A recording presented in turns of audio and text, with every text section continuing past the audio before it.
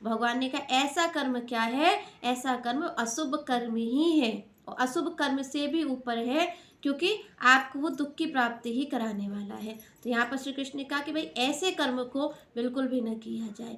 आगे श्री कृष्ण कहते हैं, यह तु इंद्रियाणि मनसा नियमस्य आरभते अर्जुन कर्म इंद्रिय कर्म योगम असक्तः स विशिष्यते। तो यहाँ पर भगवान ने कहा कि श्रेष्ठ कौन सा कर्म है, ऐसा कर्म तो निंदनीय है जो कि कर्म इंद्रियों को तो वश में किए हुए है और मन से सतत चिंतन कर रहा है इंद्रिय विषयों का, ऐसा कर्म निंदनीय है, ऐसा कर्म पाखंड को बढ़ावा देने वाला है और ऐसा कर्म नहीं करना चाहिए।